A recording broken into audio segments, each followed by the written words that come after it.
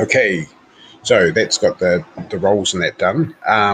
You've rocked into town at a fairly quick pace of knots and gone to the temples where you've been there to worship pretty much straight off. Afterwards, you've left with half a dozen children. Being at the temple, it's probably the best place you can think of to try and leave them. Is this just a straight dump and run, or...?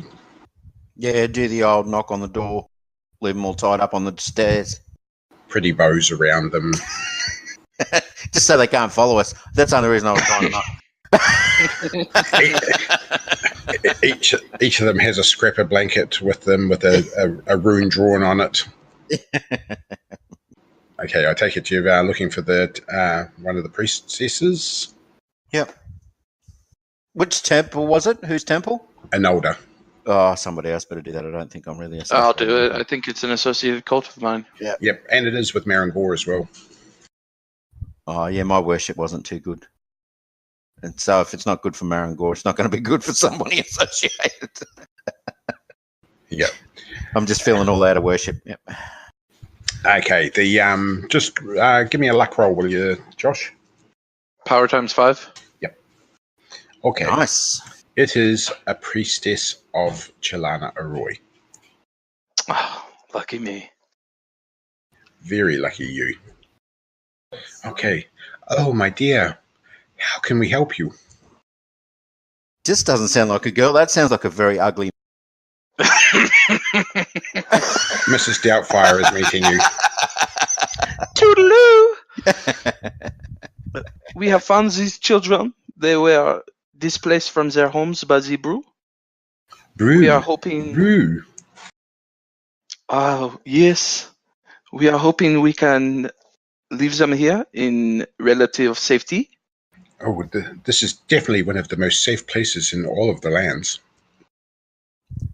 Where they won't get turned into herdmen. I just so happened to stumble across this party, and they helped me greatly. I come from the Sisters of Mercy from the Great Hospital. The Great Hospital? From Nochet? Yes, Nochet. No shit. No shit. Wow, you have come a long way.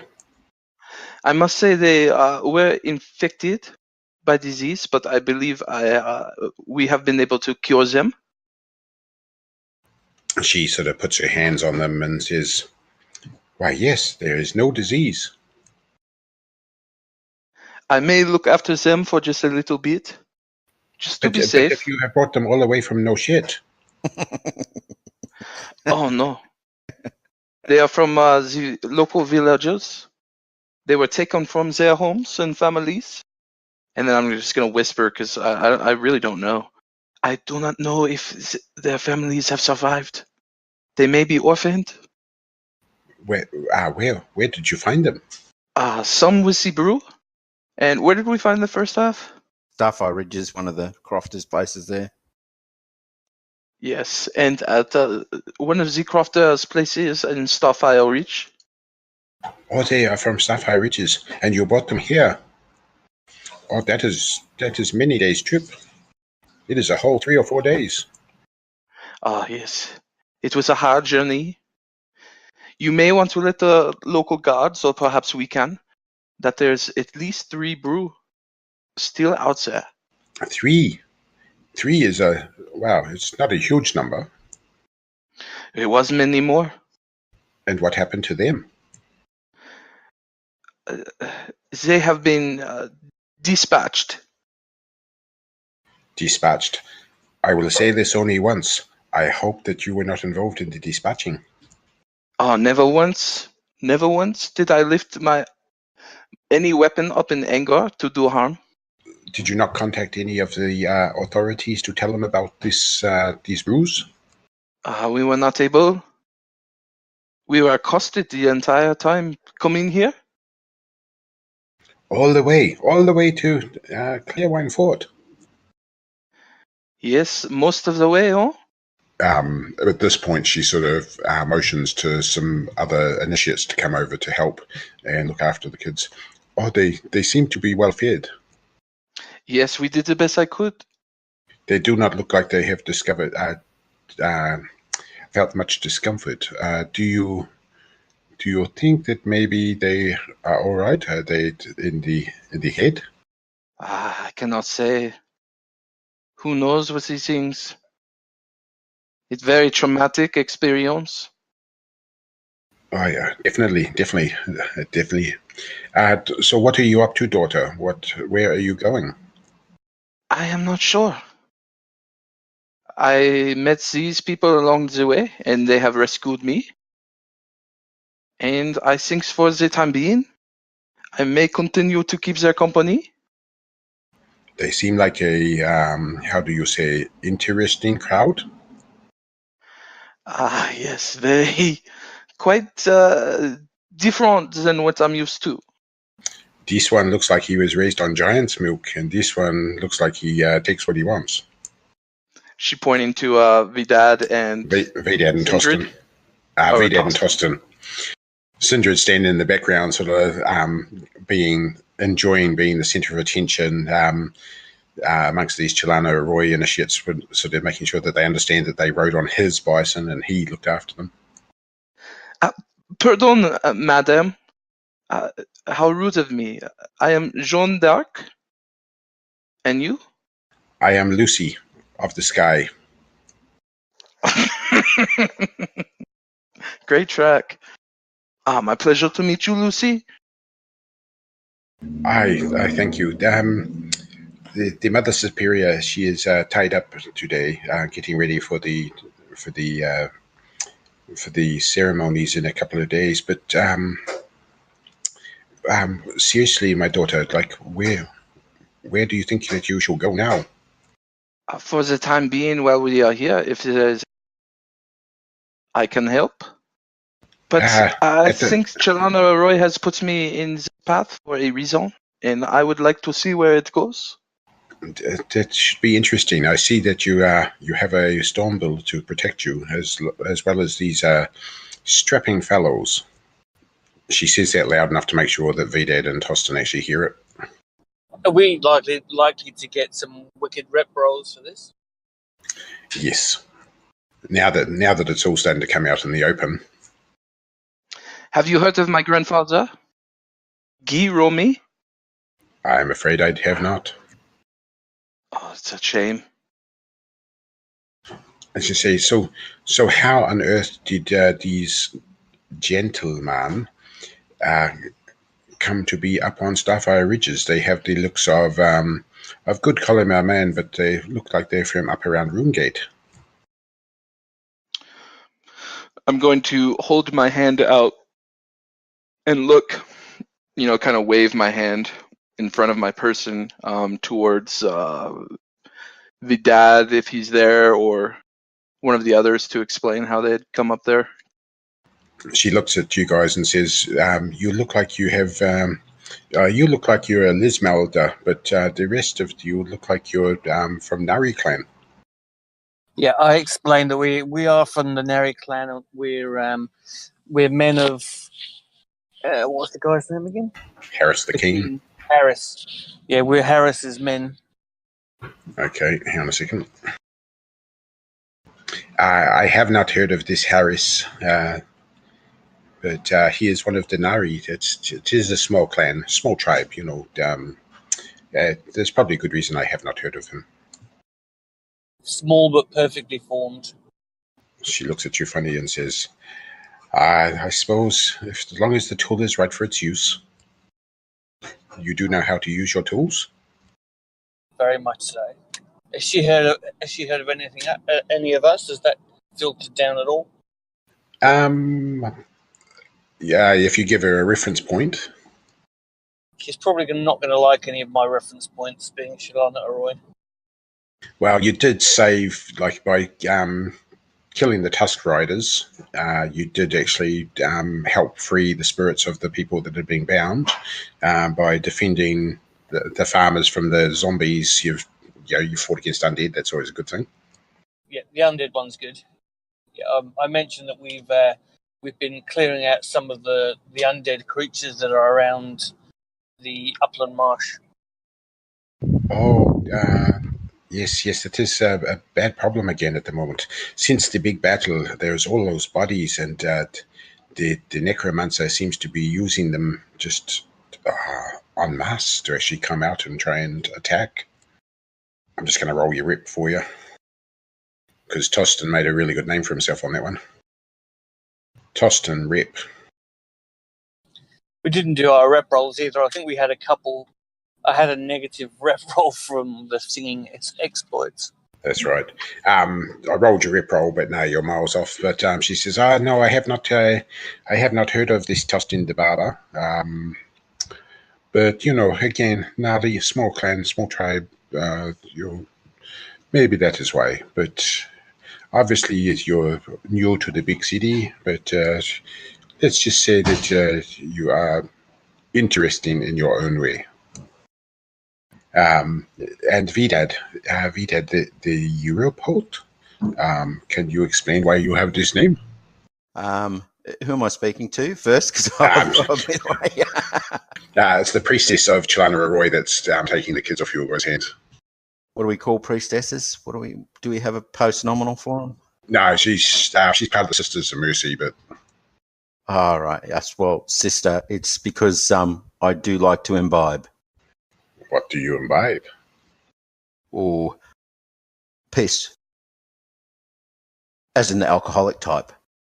Oh, but also you play on the words to sort of make this. This is yes, this is rather rural, isn't it? Can I roll a rep roll? yeah, roll your rep roll on this one. First rune or second rune? First rune. Yep, just bang it out. I have heard of I have heard this guy. He was in I can't remember the place. I heard from one of the sisters from Runegate that there was these visiting men from one of the local thanes, and they had this man who played such an amazing harp that he had people weeping and crying in joy, but he was accompanied, would be probably the nice word to say, by someone on a mouth harp. From what she said, it was like listening to angels at the same time as listening to screaming cats. Nothing about the vampire or anything like that. The vampires, these things. I have heard of a group up there that has been doing good. I do not know this Europote thing, but I do understand that, again, small tribe, small clan, these things do not always make it to the major towns. Sammy, are you there? Yeah. Can you roll rip for Indus, please? Yes, I can. Oh, there's, by the way, it says here in that rep roll for harp to come. Yeah. Oh, okay. So roll a d6. Okay. So his rep roll's 15. Okay, it fails, but he introduces himself as Indar's one-shot, killer of dragon snails and masterful player of the harp. At which point, what's Indar's charisma? 14. She goes, you are the man of the strings that has the talented fingers? Yes, that would be me. Oh, would we be able to occasion us with playing your harp? The sisters and the people that are in the temple would love to hear such wonderful music. Yes, that would of course be possible with a you are small compensation. You are welcome to stay on for the celebrations this evening.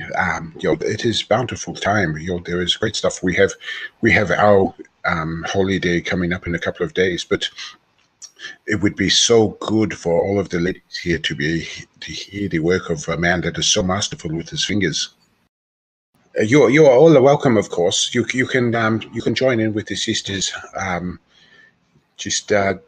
I say is do not annoy the ladies who guard the temple. The sisters of Babista God, they do not tend to take well to being put upon. Blue balls would not be a problem afterwards. Yes. Yes, that does sound good. And of course, I suppose we can all be living here the next few days. Yes. Oh, look, you are welcome to make use of some of these guest rooms. With what you have done, the temple will gladly provide for you tonight, and even for the next few days if you are staying on for the holidays. Are we staying for the holidays? Yeah, because Jeanne needed the second roll to get her room points. Yeah, sure.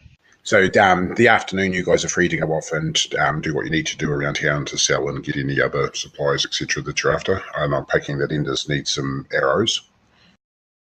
I have a question. How do I increase my rune points? You sacrifice at the holy day. You sacrifice permanent power for rune points, and in the process, you can learn a new spell.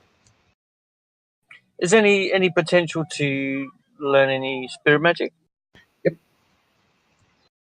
Ooh. So, was I supposed to have done that when I just did the roll to regain rune points? You can do that afterwards. So, like, what I want to do is just make sure that everyone was topped up as part of the process, and then over these next couple of days, you guys are free to do what you need to do to stock up or to try and buy magic. Do you need your own temple for that, or can you do it in associated temple? So the Enolda temple, you're free to. So Jeanne can easily come in here do it. Anyone that's associated cult with an Enolda can come and get it. Just there's a difference in how much it's going to cost you for getting the stuff. It takes a day, pretty much a couple of days for everything to happen. And if it's your own temple, which is, I think there's an All-Anthe temple, there's an Enolda temple, the Tulana are always here as part of the Enolda temple, Marangor's here as part of the Enolda temple. So there is access to stuff for everyone except for Hengest will have to go off to the hall where they use it as a shrine for Humarkt. But he doesn't particularly want a lot of spirit magic because it screws with his ability to cast his sorcery. So weapon-wise, shield-wise, I think a few of you had taken damage to weapons. By the way, can I fill my Gar crystal? Is that possible to do here?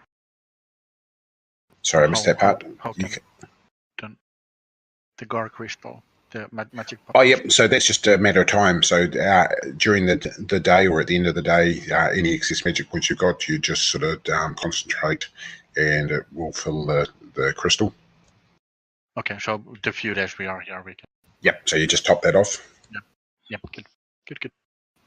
Same with each of you that have got the magic point storage devices. You might want to look into a couple of things just as a suggestion is one, you know that you're going to go meet some badass dude as part of Harris's quest. You got to help him sort of fight whatever the big bad is that gets summoned. Two is you've now had multiple run-ins with spirits, and you know that you are all a little bit susceptible to that. It's only been a bit of luck that's actually sort of kept you alive. And three was anything that enhances that either healing or damage or protection is always good. Were we supposed to get power gain rolls during the worship, or is that just for our High Holy? Just your guys' High Holidays. So Stormball's got a High Holiday coming up. So in a couple of weeks, Sindred will get a roll on that, and I think the rest of them are just seasonal holidays at the moment. Gotcha. And the spells we can learn are only the spirit magic that's available from our cult or associated cults? Yep. So none of you are qualified enough yet to get rune magic from associated cults. But you're able to like vigor, heal, that sort of stuff that you can get from an older. In fact, I'm just having a quick look. And we can take the prices from the rulebook, or are they adjusted? It will be adjusted depending on things. So you guys basically beetled straight down off the hill to Clearwine Fort, and the rest of the information is just starting to flow in about what's been happening. So what you've done and how the fact that you guys have managed to drive off some of those things is all just starting to get there. So Anolda has Befuddle, Demoralize, Heal, Second Sight, Shimmer, Slow, Strength, and Vigor. So you all know what sort of Befuddle, Demoralize, Heal do. Second Sight is the ability to see the spirits, but the other side to it is the fact that even in dark you can see the glow from the spirits. So it means you can actually still potentially attack in the night. Shimmer is the each point of the spell is minus 5%, I think it is, to the chance to hit you. Slow is the attacking spell, so instead of you guys having to do haste, you can make the other person slow down to half their speed so that they can't run away. Strength, everyone knows, and Vigor's the one that adds to Constitution. The only other one, of course, that you could get would be, say, Chelana Arroy or Babistagor, or even Marangor.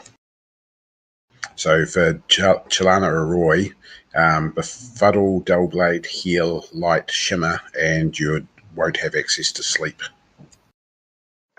I think I already have Sleep. Yeah, but for everyone that's a cult special spell, so it doesn't get sort of bandied around.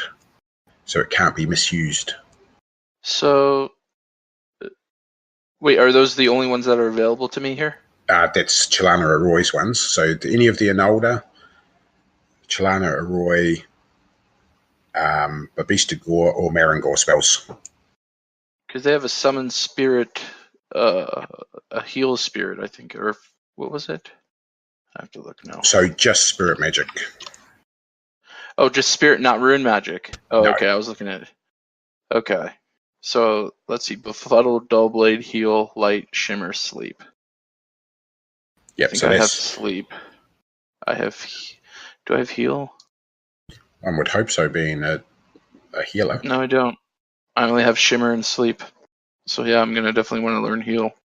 How much are they? 30 lunas for learning a spell, plus another 15 lunas. Okay. So a heal 4 would cost 90 lunas all up. And I could learn a Heal 4? Yep. Wow. What about Dullblade? Yep. Have a read of the just how it works, because it is a cool spell, but there are some limits on it. I'm thinking of getting strength. What are we looking cost-wise for that? So 30 plus 30 is 60. So you guys are still rocking around with around close to 600, or no, you've got close to 1,000 lunas even after of gear that you're still honking around with, even after Dave used the plate for worship. Okay, because at least the Endars has 3 lunars. So Yep. So party loot, I can just have a quick look. Who's in charge of the finances in the party? The bandit has been so far. Okay, you've got 170 lunas in straight cash. Okay, you've got a golden arm ring, a golden net ring, 2 golden pendants, 3 silver dishes now, a large fluted washing bowl. So sorry, 4 silver dishes, another fluted dish, a large silver plate, and a small silver cup. All up, Tostan reckoned that was worth around 1,000 odd lunas. Can I charm, since this is a Chelana Arroy priest, there's priestesses here, into teaching me Heal for free? As being a sister of mercy? Well, we are all Sisters of Mercy, dear. But the cult has to survive. The cult has to sort of give these services to others for free. So, you would have to tell me a very good reason why.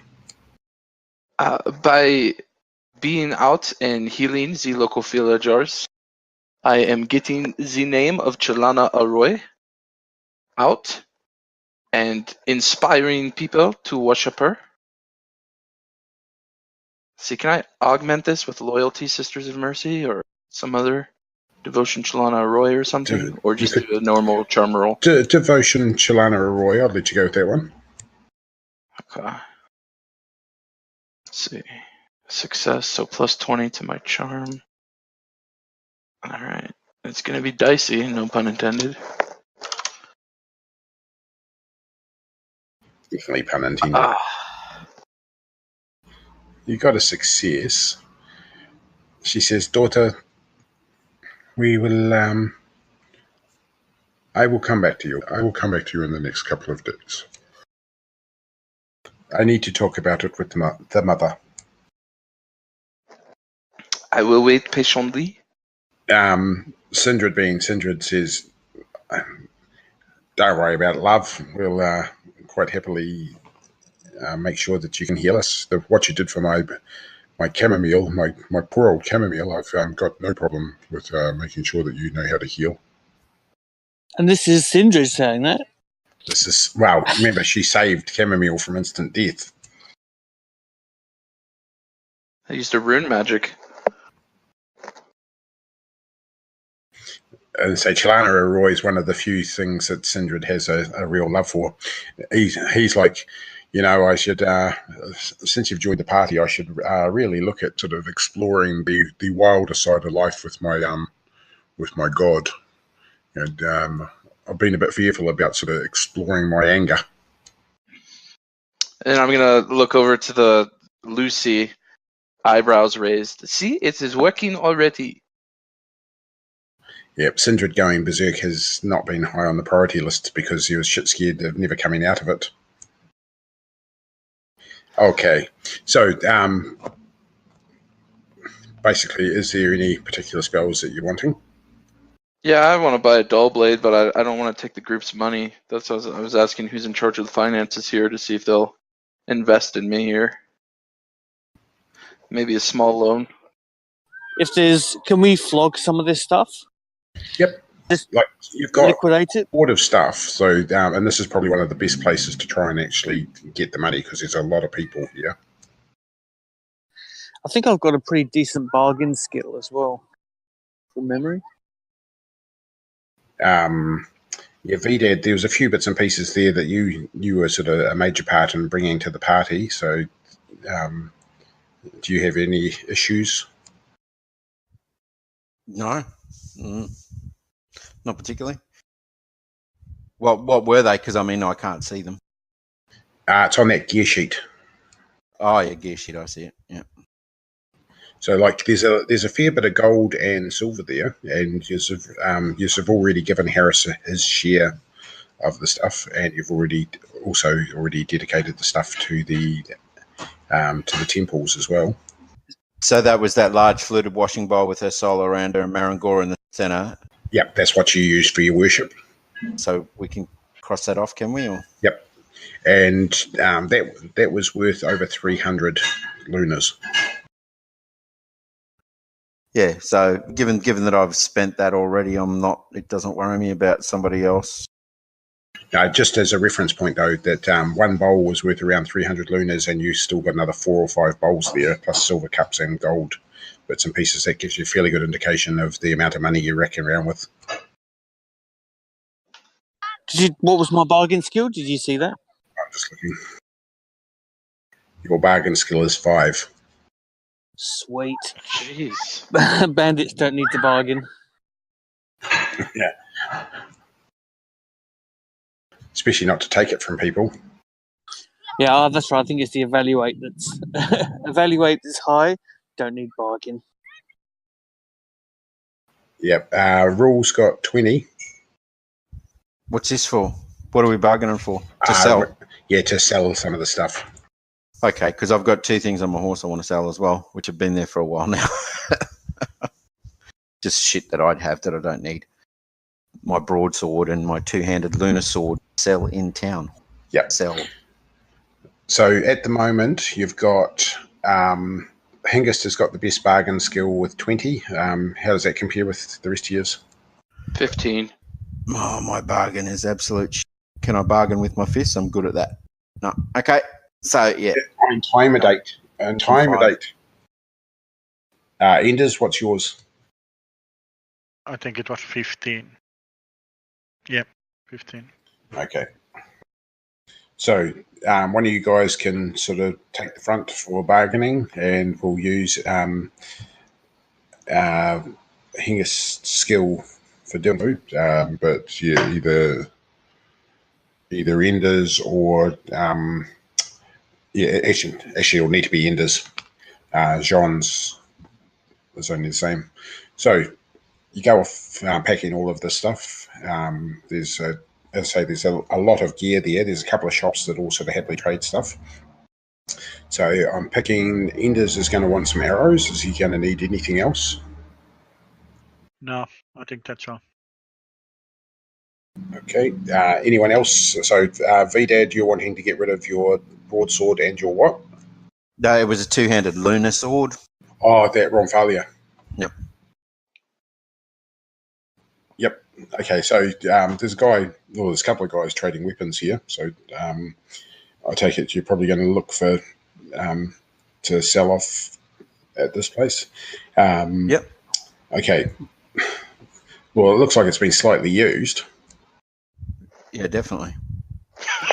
It's a couple 100 years old, I think. Really? Like, how the hell do you know that?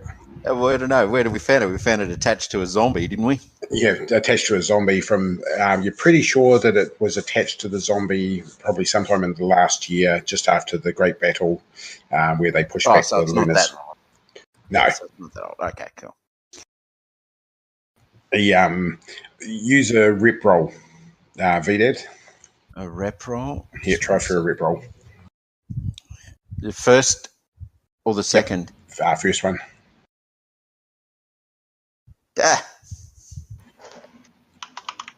So what you're saying is it's you've picked it up out of the mud from where there's been a bunch of bloody zombies fighting. Well, there's hordes of those. Yeah. He looks at it and says, "Well, yeah, okay. Roll your bargain skill." Who, me? I thought what's his name was doing all the bargaining. Yeah, so Sammy, if you roll Ender's bargain skill, you've got a 25% chance all up for success. I can roll. It's 15 is the bargain. Yep, so you got another plus 10 on top of that. Okay, that's pretty good. So Ender turns around and goes, "Mate, I wouldn't fucking buy it if I was you." I only just clicked to the result popping up. 99. Yeah. I think with that, I think you are going to pay something for the guy. Yeah, you're going to have to pay him money to get rid of that. Yeah. Mate, that was shite. Okay, so the I can't believe that. That's what did I say? It was a wrong fire, wasn't it? Okay. The normal value of one is 50 lunas to buy. He will give you a grand total of 5 lunas for it. Yeah, sold. Okay. And what was the other one? A broadsword. Just a straight broadsword. My old broadsword. He'll give you another 5 lunas for that. There we go. All done. Okay. Thankfully, that's not the Fletcher. So, How many arrows would you like, Enders? 21. Okay, 21 arrows. Okay, so roll your bargain again. Use something. Can I use rep? You can use rep. You can use either rep or you can use fire rune. I think it is. Fire rune. Oh, that's yeah. Let's do that. That's good. Yeah, we want to do that. Okay. Oh, look, another fumble. Not. No. Okay. No. Yep, so you've got plus 20, so you've got a 45% chance for your bargain skill. That's almost. It's not. You haven't been absolutely hammered this time. Hey, can you roll a rep roll? Because this guy's well connected among archers. Can I? Yep. So just augment my rip roll with my bow skill. not just roll rep at the moment. If it's vaguely close. Okay. Oh, that's not too close. Okay. He's busy talking away, saying, "Oh, yeah, it's good to have lots of arrows. Mind you, there's that guy that's from up north. He killed 5 dragon snails. And, one arrow each. Yeah, I'd love to meet a guy like that. And I hear he gives all his money away to the poor as well." Hey, here, this guy. Look, he has this kind of head and face. Wow, yeah, I was going to say, well, he's probably from a similar place to you too. Yeah, I'd say one day I'm going to look forward to meeting that guy.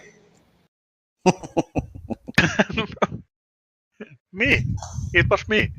It was us, and I was shooting those dragon snails. No, look, I don't think his name was Enders. I think he might have been called Terminator or something like that. No, it was Ender's one shot.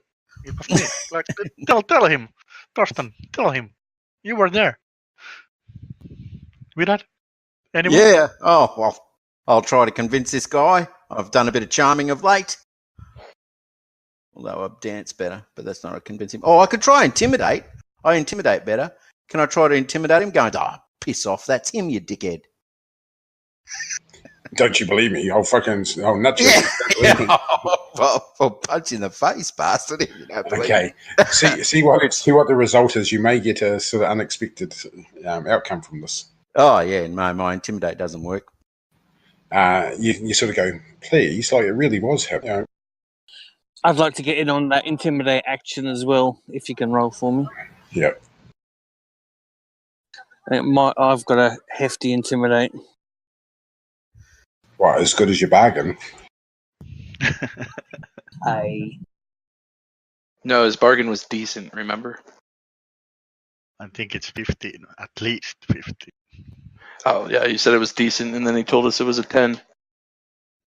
Hey, that's decent in my land. It's all relative. Your skill is 40, and you rolled a 64. In some cases, relatives of all that they know in the biblical sense. Here, I'll try and charm since everyone else is going in on it. Okay, at the moment, this guy is sort of looking and laughing at all of these wannabe toughs. I can sing a song about that fight.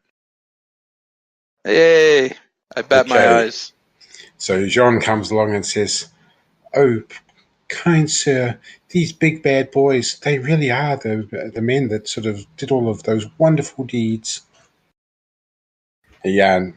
He's decided he really doesn't give a shit about what you got did, but sort of looks at Jeanne and says, "Well, my dear, what are you doing in the city at the moment? You sound like you're from a way down south. Just visiting. Have you got somewhere to stay tonight?" Yes, with my sisters of mercy in the belt. Oh, that's a pity. I thought you might have been one of the daughters of Illyria. Not quite. What's this guy's charisma? About a 15. Oh shit. He says, "Not quite. Does that mean you enjoy some of their pastimes?" Oh man, a little bit of yes.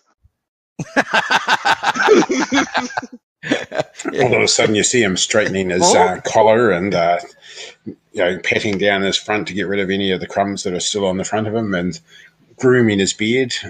He picks up a pitcher of mead from the side that he's had sitting there and starts sort of sculling it and spilling it down the front. And just like gulp, gulp, gulp. Well, Dutch courage.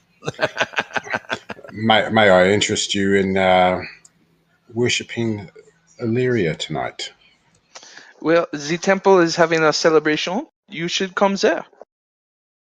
I'd like to Yeah, come wherever this you want. all of these people are in that party with me, because I'm the guy who is shooting dragon snails. Oh, yeah. Whatever you say, boss. Whatever you say. Vidad you've- unsuccessfully tries to hide and move silently and move off away from the group. I'm not with him. I'm not with him. I'm looking for an animal, some livery now. Vidad's sort of like, do. Knocking shit over to go, yep, accidentally. Sorry about that. Can I use my play harp skill to augment my singing skill to sing a song about my heroics? So in the middle of the market, you're going to whip out your harp and start. If he's allowed to whip out harp, I should be able to whip out other stuff. Okay, so in the middle of the marketplace, you guys are sort of busy trying to say, "Look at me, look at me, look at me," and all of a sudden, Indaz pulls out his harp and goes strum, strum. Okay, roll your harp skill, mate. Oh fuck!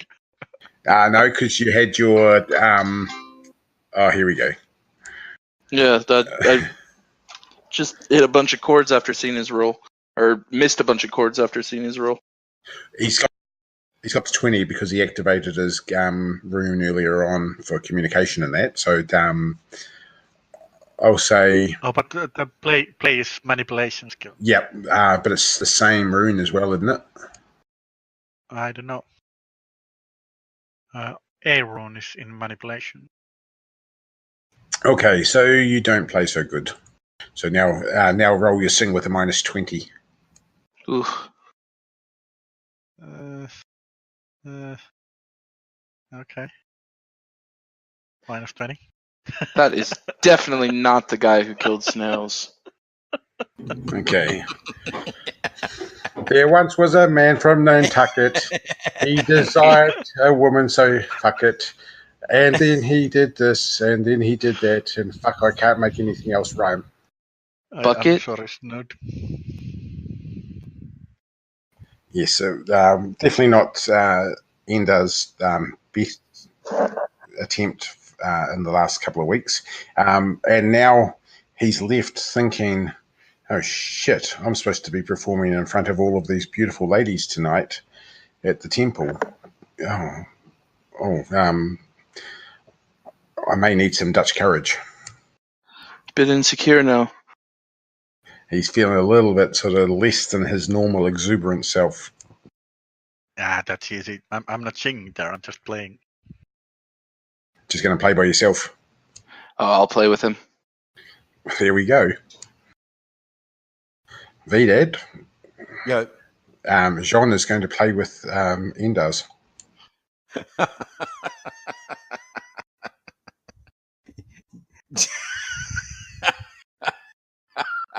Do I have flashbacks and go, how can I really fuck the day up for them?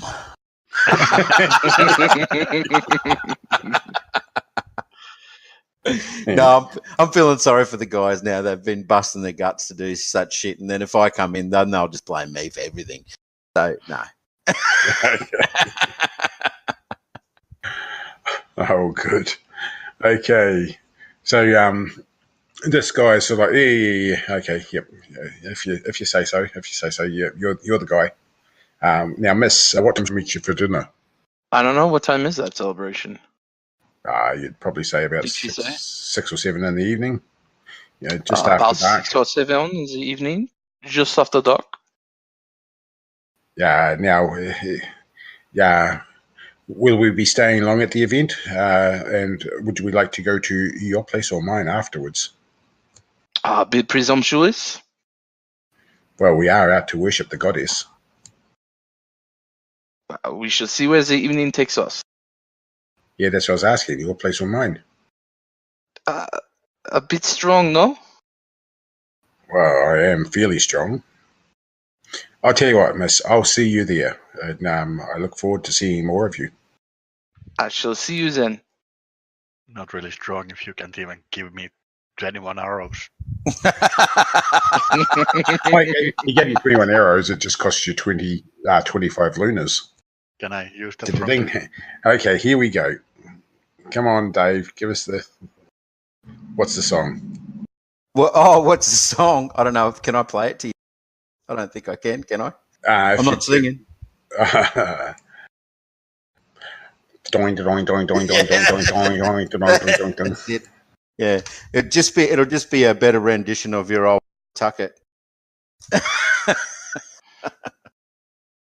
Or the man from Nantucket, I should say. Yeah, as I say, all of a sudden, Enders,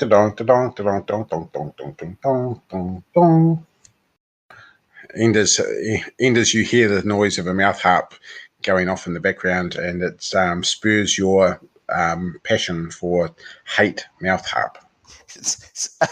As I'm walking through and I feel I've done a good roll, I'll leave the harp in my mouth, reach up as high as I can stick my middle finger up back towards their direction and keep walking towards the library. This fucking mouth harp, the one time that you can't actually get it going with your harp, and this cunt's over there in the background fucking swinging sweet, making sweet melodies that you can't even sort of come close to achieving today. This fucker, like, what's he going to do tonight? Yeah, but I'm much better player than he is. Well, you've spent years playing with yourself, so you know exactly how good you are. Yes, that's true. Okay. So Okay. I've got a couple questions here. Yep. So if I bought a Dull Blade 1, and then later I wanted to, have it be up to a 2 or 3, would I have to buy a Dull Blade 2? Would it be a different spell? Like I would have a Dull Blade 1, and then I would have a Dull Blade 2? So it would cost you 45 lunas to buy your Dull Blade 1 at the moment, and then it would cost you 60 lunas when it came time to buy your Dull Blade 2. And then if you went and got Dull Blade 3 at a later date, it would cost you 75 lunas. So that would then I just have one Dull Blade spell of Dull Blade 3, or would I have 3 Dull Blade spells? Just a 1, a 2, and a 3. Okay, that's what I was wondering. And also, do I get a boost to my reputation for shielding children and curing diseased children? At the moment, that's still catching up with you. Okay. But still, once he's got the Dull Blade, so if he goes the Dull Blade to 3, that means he can still cast it once he's got it up to 3, he can cast it at any of those levels. Yep, that's right. It's just the fact that it only takes up 3 points of actual spell slots. Oh, okay. So is that the same with Blade Sharp? Like the Humacht has Blade Sharp 4? Does he can do it at 1, 2, 3, or 4? Oh. Yeah. That helps the me out thing a lot is, with so my other character. It's one of those ones though that you don't tend to, like, if you're going to cast it, you generally want to cast it at max. Heal's one of the few spells where you've got to graze. Ding, I'll cast a heal 2 rather than a heal 6, just because I need to stop the bleeding, not the other stuff. But I suppose for the Blade Sharp 2, it depends upon if he's got Blade Sharp 4 and he wants to do Blade Sharp 2 on 2 different people, so that way you've got then that makes sense. Well, you can do Blade Sharp 4 on 2 different people. You can do but it's still costing him. That'll cost him 8 points then. Yeah. Yep, that's right. Yeah, it all comes back to your magic points. And that's why Hengest is keen to have magic point matrices, etc., because he's the one that when he starts racking off Blade Sharp, especially if he casts it on other people as well as himself, it gobbles through the magic points real quick. Can I use that 25 lunars from the yep. So you've got okay, so you just go off somewhere to try and find a guy that deals in gold and silver and looking to sell on some of the bits and pieces that you've got there. So, yep, you've paid the 25 lunas out of the 170 that's already in the party fund. So you've got the a number of items that you can potentially sell. I'll just roll. If you guys pick a piece, and Tostan will evaluate it for you. What's your heal at, Jeanne D'arc? He has a heal 0. He has heal 0. Yep. Oh, so he doesn't have heal. No, I was looking at I have like heal wound or something. Yeah, so because he had Spirit the magic mind on spell. Yeah, so he doesn't have the spirit magic heal at all. Oh, okay. Because he was only an initiate, he'd only get 5 points of spell, so he took sleep and I think it was befuddle. Yeah. Shimmer. Sleep and Shimmer. shimmer.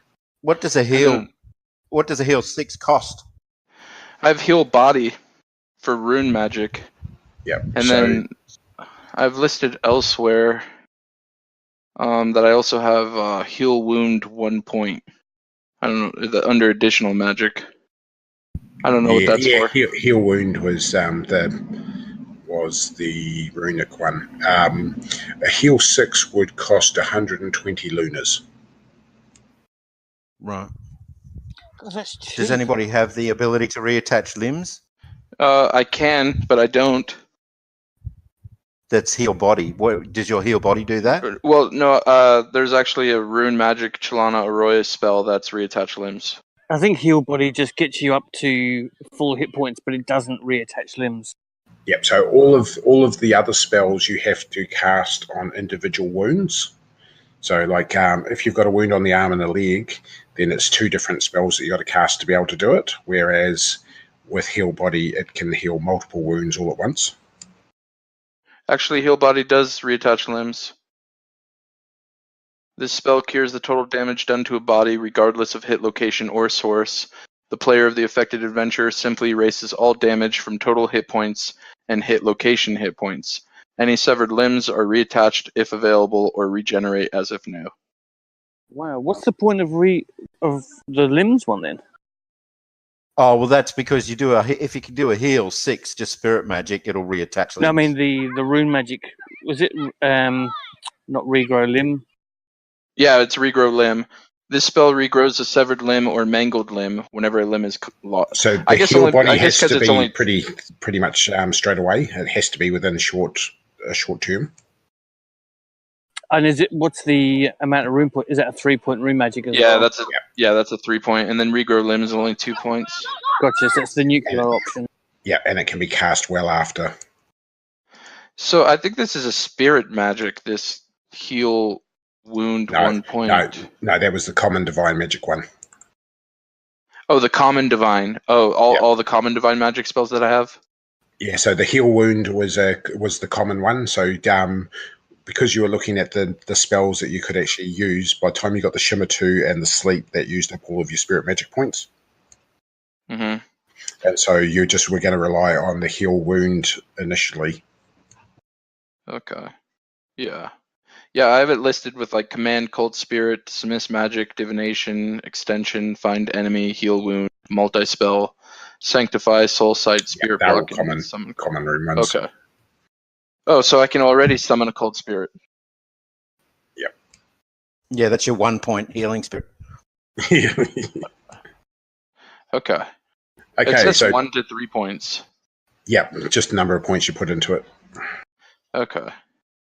And these are rune spells. Yep.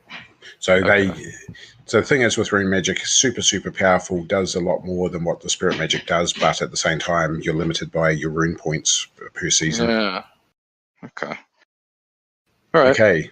So which piece of jewelry or whatever would you like to try and get rid of first? This is to cash up, so you've got some money to do bits and pieces. I think it's well worth getting that heal 6, I reckon. So there's a golden arm ring, a golden neck ring, 2 golden pendants, 4 silver dishes, a figure of Israelia, another fluted dish, and a large silver plate and small silver cup.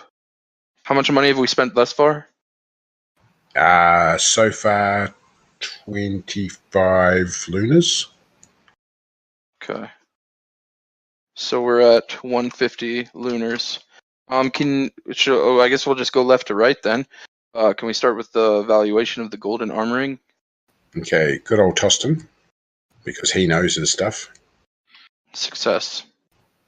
He says, look, if I was buying that in a shop, if I was dumb enough to be a noble and buy that in the shop, I'd say it's probably worth somewhere between 300 and 400 lunars, but he said I'd probably be able to get rid of it to someone for somewhere between, say, 100 and 200 lunars. Next one is the golden neck ring. Oh, here we go. Success again. Is someone writing that on the gear I sheet? am right now, yeah. Oh, it's a big, thick, heavy golden net ring. And he looks at it and he says, I'd say it's worth somewhere between, say, it's worth at least 800 lunars. Okay, 2 golden pennants. Yeah. When he says it's worth it, he also says that he'd probably only be able to sell it for around sort of 400. Okay. Look, they're probably worth around 100 lunars each. If you got 50 lunars, if you got 100 for both of them, you'd be happy. Okay. 4 silver dishes, 2 silver skillets, 1 plain, and the other decorated with figure of Azraelia.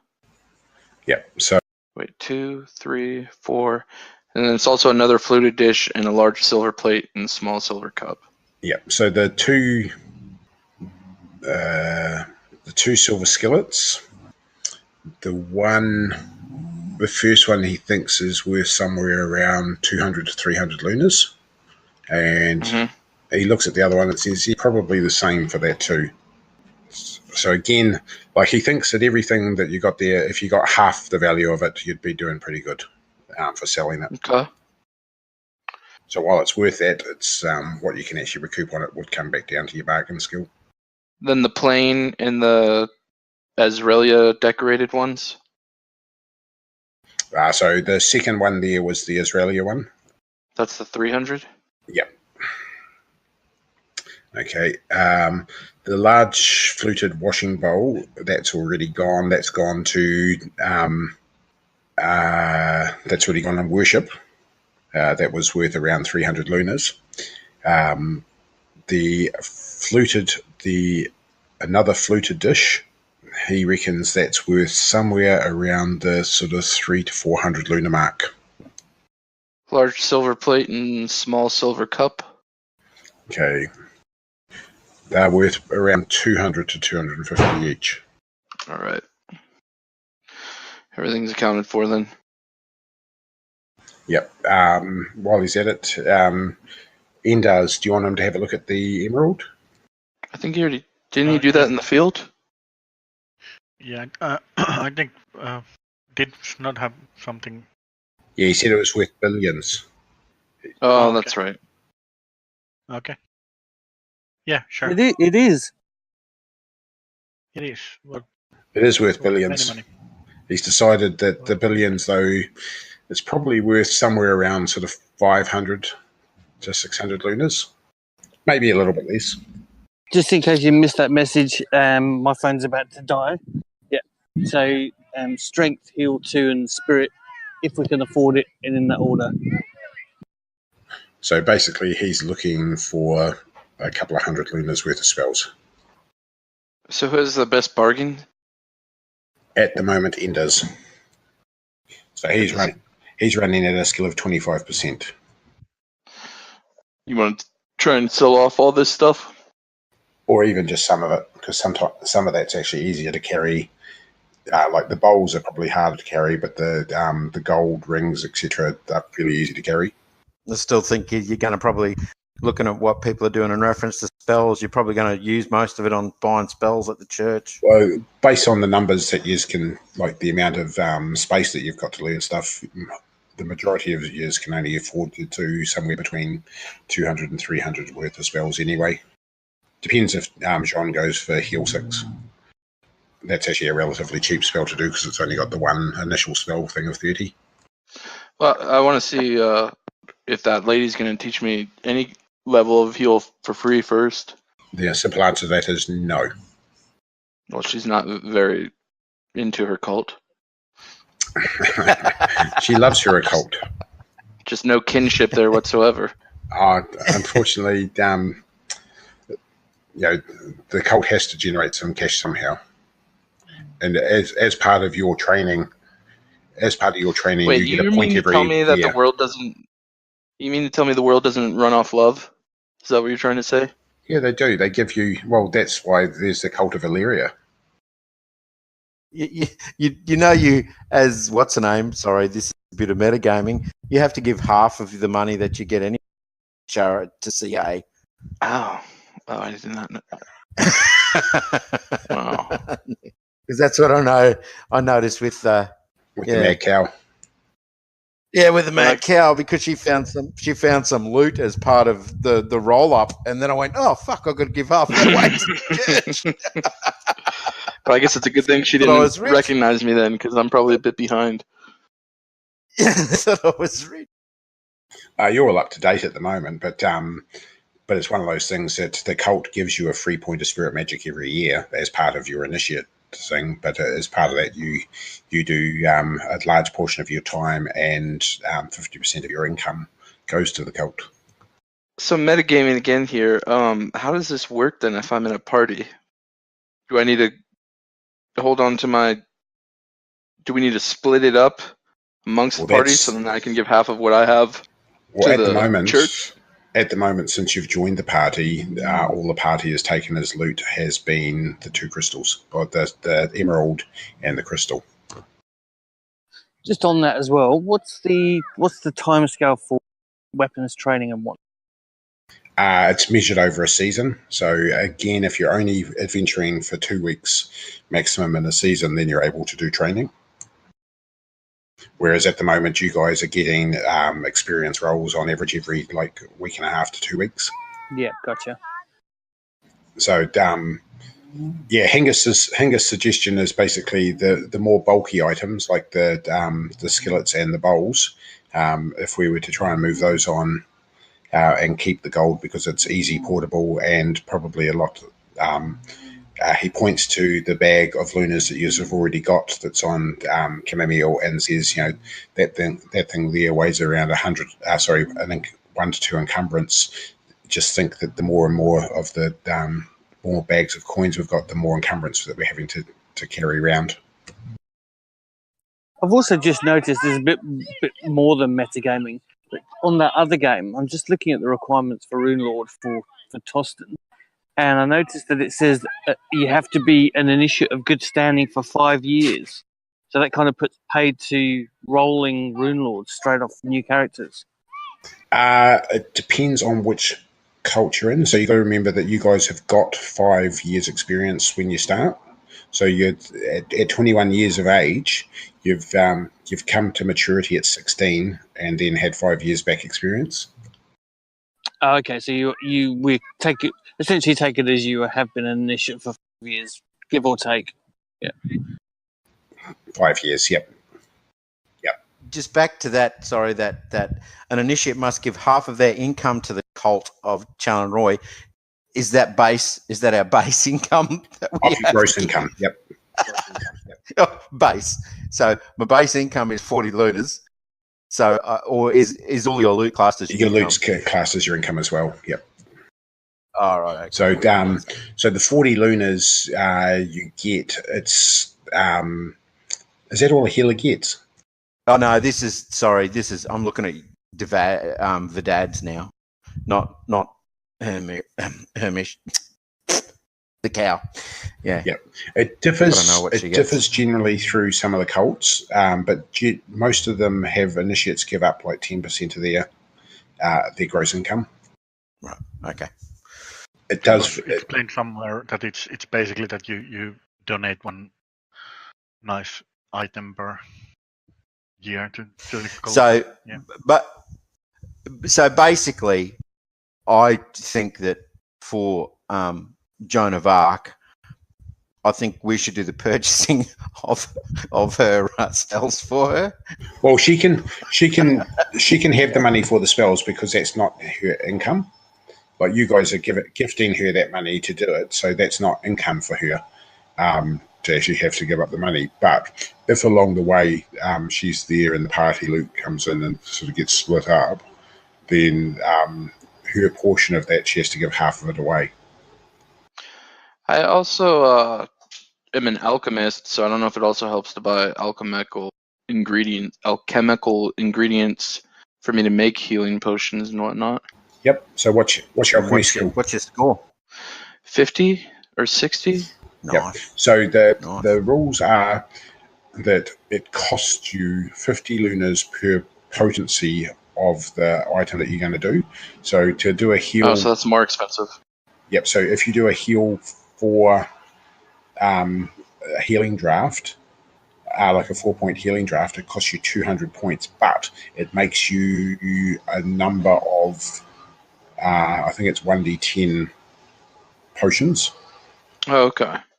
So you get a number of potions for having done that. So basically you're making up, boil, toil and trouble. You make up the cauldron's worth of healing potion, then you make up X number of drafts of the healing potion for that cost. Okay. And if you do a special, I think it adds half or +1 to the effectiveness. And if you do a critical, it adds, I think it's +1 to the potency if you're special. And if you're critical, it adds half again to the potency. But it gets bloody expensive if you fail. Another quick one as well. How do you increase charisma? Is that just through statistics training? So Humanity have it easy because they can always just take a gift and a guess. The big thing is, are you wearing lots of bling? So that's why Sindred was looking seriously at, he should wear the golden torque and the golden armband as the best way to sort of look after them and keep them happy, because of course that's a serious amount of bling and would potentially add +1 to his charisma. When you make Rune Lord, you'd get another +1. And if you were decked out... Yeah, but you need 18 to become Rune Lord, though. Yeah. And so there's the irony is that, so if you're dressed in a lot of bling or getting noted for being very, very rich for what you do, then you can up your charisma that way. And then that then lets you get the rune status. And then because you got the rune status, you get another potential charisma increase as well. Yeah, it's the old classic one. You've got to be rich to actually look like you're rich. So what's my charisma? It basically means that puts paid to me being a Rune Lord. If I've got like a 14 charisma. There's ways to get it up. You can actually train your charisma up. You got 11 charisma. No, so, your reputation not necessarily for bandits. Yeah, so your reputation can have an impact on your charisma, but the big one is, you could go off to effectively like a finishing school and learn how to deport yourself in the proper way. You can, so every stat that can be raised to, I think it used to be half again the actual the starting amount. So if you had 11, the maximum you could raise yourself to would be 17. But in these rules, I'm pretty sure I read that it was to the actual species maximum. So the species maximum for charisma is 21. So it takes a while, like it takes multiple seasons, but you could actually raise your charisma over again every couple of seasons if you found someone to teach you, and that's generally in the around the courts of power, the major cities, etc. I might just have to be a badass initiate. Yeah, sometimes it's actually better to go down the priest path, and sometimes you just eat some nice mushrooms and boom, everything goes. And that is the other thing is like there are. Like, you guys have already been on the edge of hero questing things. So when you guys did that worship ceremony at the start of Harris's hero quest, if things had have gone a lot better than they did, there's always the potential for those sorts of things to have an impact. But the other one also is, and I know it's not the nicest way to do it, but Orlanth, give me a cute face divine intervention. You can't fumble divine intervention, can you? No, but you can roll exactly what your current power is and die in the process. We've seen that happen in multiple games where, you've got your divine intervention, you've got the outcome, and then died at the same time. Yeah, but also if you are Rune Lord, you need to donate like 90% of your time and something like and that. Income. Yeah, but then as one of the advantages of being a Rune Lord is they tend to outfit you. So in the case of Snoo with his Gillette, he, as qualifying for Rune Lord, he'll get his iron sword, and they'll supply him with iron armor and things like that. So, there's one of those things in becoming a Rune Lord. Yes, it's only the first step into sort of that greater path and hero questing and things like that, but it gets you some really cool things in the process. And for someone that's Yolmalio or Humakti, when they qualify for Rune Lord, they're generally allowed to take gifts and geases again at that point. For Humact, I think it's unlimited. They can just choose to take any and all gifts and geases at that point that they want. And for Yolmalio, they're only allowed so many per year. But that's basically when your character is basically ending, or you are ending the campaign or campaigns for your character. And it's so after that, it's going to be. Yeah, it's a bit different now because, like, with the new stuff that they've suggested that they're bringing out, the hero questing stuff is going to be a major part, and I think that's why the characters start at such a more developed state. You've grown up in the state of war. You've had major events happening for the last 5 to 6 years. As part of that, you've been off. Potentially you've raided the City of Wonders. You've been the Siege of Noshet. You've helped raise Orlanth with King Broyan. You've gone with Argrath to free Pavis. All of those things is why you start so powerful. And like some of them start with like 150% skills, and others start sometimes with nearly 300% skills. But it's gearing up for the conversations that we've had online with Ali and Jason and Jeff. Hero questing is going to be a part of the new stuff coming out. Yeah, and in fact, one of the next new books is the Game Master Guide. I think it was. They said it was called. It has a whole guide to hero questing in it. Yeah. So, and that's been that's a major shift from sort of being new characters in RuneQuest 3, where becoming a Rune Lord, unless the campaign revolved around you being a Rune Lord, you tended to become an NPC. To now, it's actually this is all just a starting point to becoming a Rune Lord and doing the hero questing stuff. Makes me feel like we're all a bunch of Lannisters. But for example, my next character, or my own character, the Humakti, is not going to be the Rune Lord probably ever. He just doesn't care about the guild. He's just there to, because that's how you get better with your sword. Yep. And that's the thing is it's it really is individual player / character focus of what to do. Having said that, your character is already the equal or better of most people that he'd run into in combat because he's a veteran. But I know with looking at Gillette and becoming a Rune Lord, he's got the potential there to add another plus 50% to his weapon skill. Yes, he's got to take 5 geases, and that could end up with him not wearing any armor or not speaking on certain days or never refusing a one-on-one combat. But that one's my favorite. Never refuse the one-on-one combat. Oh yeah, that's a beautiful case. Yeah, that's really beautiful when you meet the Harak the Berserk. Yeah, Eric the Berserk, yeah. That's the life you lived. Yeah. Well, I was going to say is it the Yolmalio one, never refuse a duel with the Xerxarani? There was another one in one of the characters in the Game Master's Guide, which is never stay out of a fight. Yeah, yeah. But she does have a gift which is double damage if she hits the head, and she's got a magic sword as well. So if she hits you in the head, any damage that gets through your armor is quadrupled. Yep, so not just doubled, but quadrupled. So that becomes your Vorpal weapon.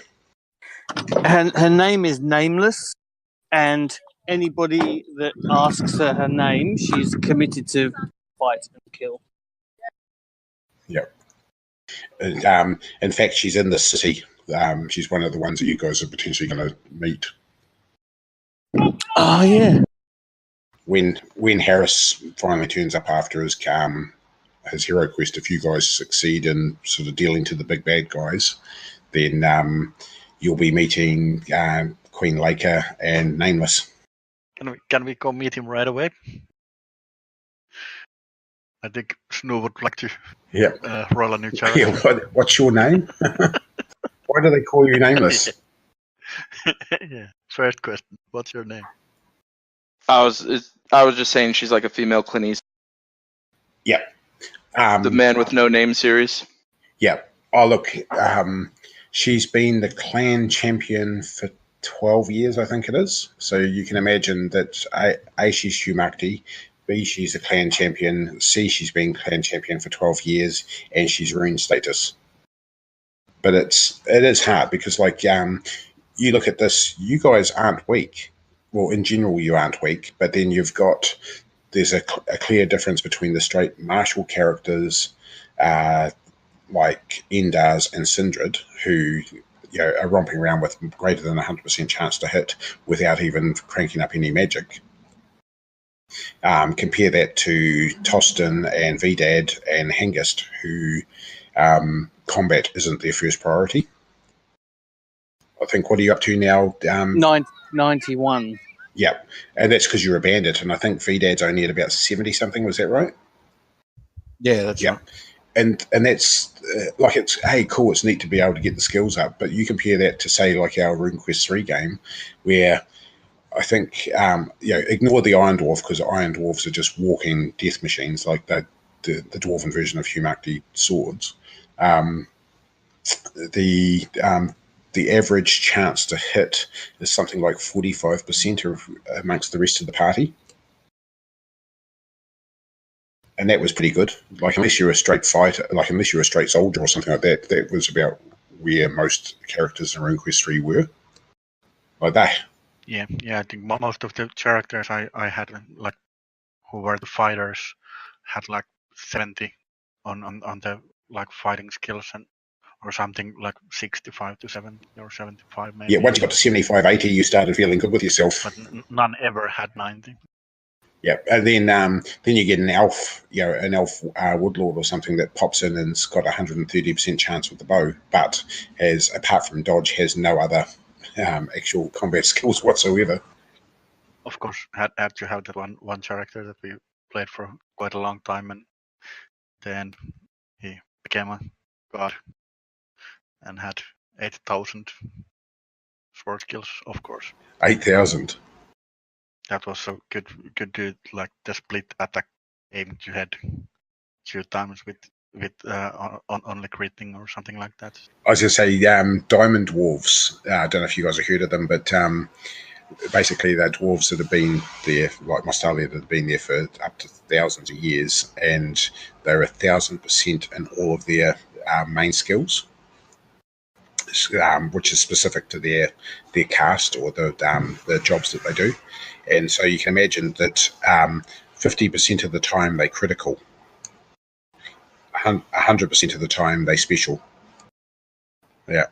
We'll leave it here and just, like, probably a good chance just to sort of have a think about what things you want to buy in the next couple of days, and then we'll, when we resume this game, we'll pick up at Old Tower or on the way to Old Tower, and just thinking through some of the mechanics of this, if there's anything that will affect what you want to do with RQP characters, just so that we've got it sorted. And what we're going to do is, this is the game that we'll put on hiatus for while we do the RQP game, as long as the Hidden World game keeps going. Otherwise, what we'll do is we'll have, if Hidden World dies a death, it dies a death. And then we'll just sort of pick up and go into Neil's, what is it, the Flower Girl one, Neil? Yep. It's still around the same region, so you can either carry it on from Hidden World or just roll new characters. And I've made a sorcerer for that one. What is he, troll? No, I just went with human in the end. Yeah, I seriously looked at troll in that, and then actually looked at being a troll priestess and thought, yep, that's actually starting to get quite obscene with what it can do. Was that with the Hidden World? Yeah, so because Neil will take over the games mastering and I'll just come into the party. What's dictating whether Hidden Worlds is squashed or not? The other 3 Americans. Well, it's whether or not Hidden World continues in its current setup. So, like, while we've got Vin, Ronaldo, and Usha, hey, that's good. We just continue with exactly the same party. If we don't have everyone in there, then we can sort of, before we start, the Flower Girl arc, we can have a look at and decide what and how we do. So, like, if you're happy with your character, keep it. If you're not happy with your character, chance to sort of reboot. Yeah, it's just whether we keep the same thread going of what's happened so far. Yep, because like you guys, the funny thing is, in 4 days of actual game time, which has been like 7 sessions with Hidden World, you've already made a huge impact on what's going on, and not all of it good. But you know, it gives us a great background to leverage off into going into the other bits and pieces. Mm-hmm. Are you looking to do every 2 weeks for project? Yeah, if yes is the simple answer in the short term, for the simple fact that it matches up with Dave, because he's only available every 2 weeks. And also it gives me time to prep everything, because like shit, trying to get everything done, and especially since like it'll be good because I'll only be running 2 games very shortly for a while, and like at the moment I'm sort of spending around sort of 10 to 15 hours a week just trying to build up everything in behind the scenes for the RQP game. Okay. Like I found it generally takes me, like each time we've started up a new game, it's taken me about 2 weeks of dedicated time to get everything online for and get the maps in, get everything scaled up, get everything sort of so that everything, like the stuff works. Set up the first few encounter maps, and especially with dynamic lighting. I posted on the Facebook page a photo of an example of the dynamic lighting between what you guys could see versus the actual overall screen. And it is, like, especially when you go into tunnels and caves, etc., or just in tight areas where you can't see around the corner. It becomes like those, it's almost sort of classic now that there's a shoot 'em up scene in a house where people are shooting through the walls in most of the movies nowadays. And, how it plays out in gameplay when you can't see that. It's one of the things I've noticed is a huge difference between that and some of the D&D games that we've played where the whole map's showing and everyone can see everything and they make choices based off what they can see on the map, metagaming, rather than if I take away that, it just disallows that whole opportunity for metagaming. Right. Yeah, I've set up one of the caves for the Flower Girl, and it's really cool. It adds loads more atmosphere. Especially when you're getting ambushed by shit coming out of nowhere. Yeah, that's why I liked Hero Quest. When I played it, I was like 12, and it was a board game. And once you open the door to see in the room, then that's when you place the monsters on the tiles. And the thing is, like, when you got a good party, like the funny thing is, every time you guys ask a question, it's metagaming question. Like, it's not just taken as standard. And that's one of the fun things as a GM, where you guys are really good at separating out the two. Just on that as well, especially on Hero Quest, I need to make a note of that. But I just bought, on recommendation from one of the guys from the Old Men roleplay session, that tabletop gaming thing. Man, that's cool. Holy crap, it's good. We should maybe get one of those board games cracking as well. That sounds good. So we're all good for next Saturday, are we, Dave? Yep. Well, yeah. There's what have we got? Yeah, got a quorum. 1, 2, 3, So next 4, Saturday, 5 characters. So oh, that's what good. for Mithras you talking about? Yeah. So for Mithras Oh. game, I was still trying to read up on all of that stuff because it's bloody confusing when 1 minute you're playing RQ3, RQG, then Mithras, and they treat certain things differently. Is Jim not going to... Hey, a lot of it, the role-playing side, you just rock on straight through. But there's a few technical elements like the yeah, that's right. strike ranks, etc., where they treat the stuff so differently. See, like I'm up at 5 o'clock most mornings, and then on the Saturday morning, I'm up at 2:30 for our Runequest 3 game, and then I don't get to bed till about depending on what time we finish. We tend to crash. I tend to nod off somewhere around the midnight phase if we're gaming, and sometimes if you hear me snoring, it means that I've got my finger on the control button. But and then up again at 5:30 again the next morning for this. So I apologise in advance if I do fall asleep, Dave. Yeah, that's okay. I suppose the idea is not to get you to fall asleep, isn't it? To keep things moving, keep things not sort of on tangent. There's only the one day I fell asleep, and that was just one where we just got bogged down. But it didn't help that I worked it out. I'd already been up for bloody 23 hours. So, yep, excellent. Oh, well, I'm going to go and kill Craig now. Okay then, guys. Thanks for the game.